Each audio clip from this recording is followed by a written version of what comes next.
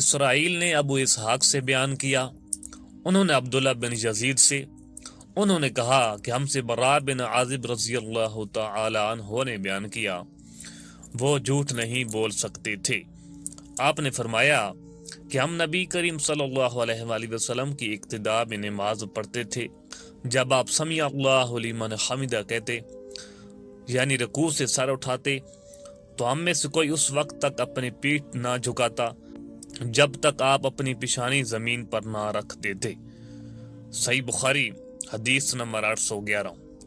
وہیب بن خالد نے بیان کیا، انہوں نے عبداللہ بن طاؤس سے، انہوں نے اپنے باپ سے، انہوں نے حضرت ابن عباس رضی اللہ تعالی عنہ سے کہ نبی کریم صلی اللہ علیہ وآلہ وسلم نے فرمایا کہ مجھے 7 اعضاء پر سجدہ کرنے کا حکم ہوا ہے، پیشانی پر، اور اپنے ہاتھ سے ناک کی طرف اشارہ کیا، اور دونوں ہاتھ اور دونوں گھٹنے اور دونوں پاؤں کی انگلیوں پر، اس طرح کہ ہم نہ کپڑے سمیٹیں نہ بال۔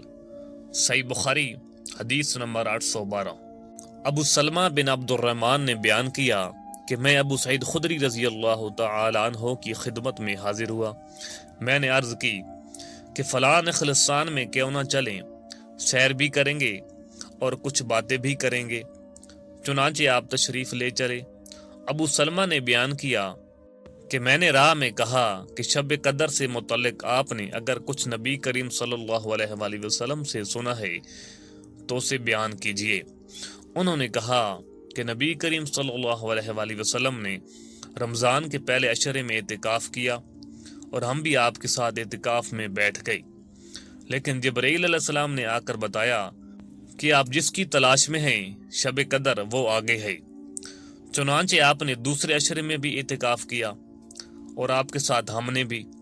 جبرائیل علیہ السلام دوبارہ آئے اور فرمایا کہ آپ جس کی تلاش میں ہیں وہ رات آگے ہے۔ پھر آپ نے 20ویں رمضان کی صبح کو خطبہ دیا۔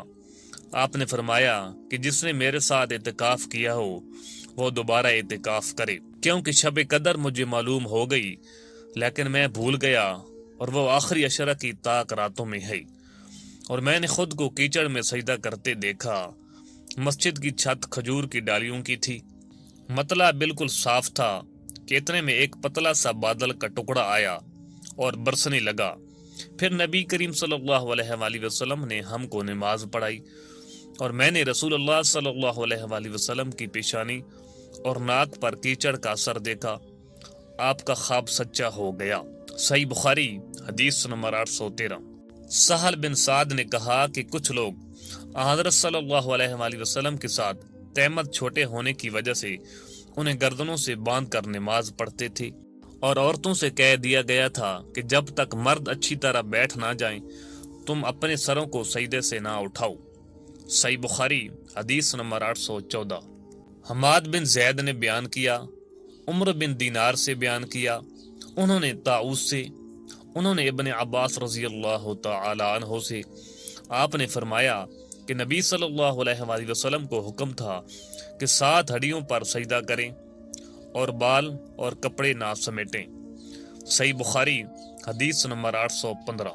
حضرت ابن عباس رضی اللہ تعالی عنہ سے روایت ہے، انہوں نے نبی کریم صلی اللہ علیہ وآلہ وسلم سے کہ آپ نے فرمایا مجھے 7 ہڈیوں پر اس طرح سجدے کا حکم ہوا ہے کہ نہ بال سمیٹوں اور نہ کپڑے۔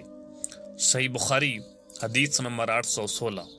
منصور بن معتمر نے مسلم بن سبی سے بیان کیا، انہوں نے مسروق سے، ان سے حضرت عائشہ صدیقہ رضی اللہ تعالی عنہا نے فرمایا کہ نبی کریم صلی اللہ علیہ وآلہ وسلم سجدہ اور رکوع میں اکثر یہ پڑھا کرتے تھے، سبحانک اللہم ربنا و بحمدک اللہم اغفر لی۔ اس دعا کو پڑھ کر آپ قرآن کے حکم پر عمل کرتے تھے۔ صحیح بخاری حدیث نمبر 817۔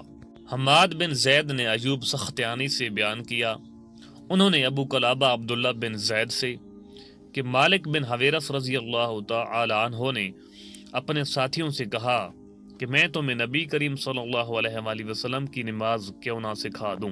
ابو قلابہ نے کہا یہ نماز کا وقت نہیں تھا مگر آپ ہمیں سکھانے کے لیے کھڑے ہوئے، پھر رکوع کیا اور تکبیر کہی، پھر سر اٹھایا اور تھوڑی دیر کھڑے رہے، پھر سجدہ کیا اور تھوڑی دیر کے لیے سجدہ سے سر اٹھایا اور پھر سجدہ کیا اور سجدہ سے تھوڑی دیر کے لیے سر اٹھایا۔ انہوں نے ہمارے شیخ عمر بن سلمہ کی طرح نماز پڑھی۔ ایوب سختیانی نے کہا کہ وہ عمر بن سلمہ نماز میں ایک ایسی چیز کیا کرتے تھے کہ دوسرے لوگوں کو اس طرح کرتے میں نے نہیں دیکھا۔ آپ تیسری یا چوتھی رکعت پر سجدہ سے فارغ ہو کر کھڑے ہونے سے پہلے بیٹھتے تھے، یعنی جلسہ استراحت کرتے تھے۔ صحیح بخاری حدیث نمبر 818۔ مالک بن حویرث نے بیان کیا کہ ہم نبی کریم صلی اللہ علیہ وآلہ وسلم کی خدمت میں حاضر ہوئے اور آپ صلی اللہ علیہ وآلہ وسلم کے یہاں ٹھہرے رہے۔ آپ صلی اللہ علیہ وآلہ وسلم نے فرمایا کہ بہتر ہے تم اپنے گھروں کو واپس جاؤ، دیکھو یہ نماز فلاں وقت اور یہ نماز فلاں وقت پڑھنا۔ جب نماز کا وقت ہو جائے تو ایک شخص تم میں سے اذان دے اور جو تم میں بڑا ہو وہ نماز پڑھائے۔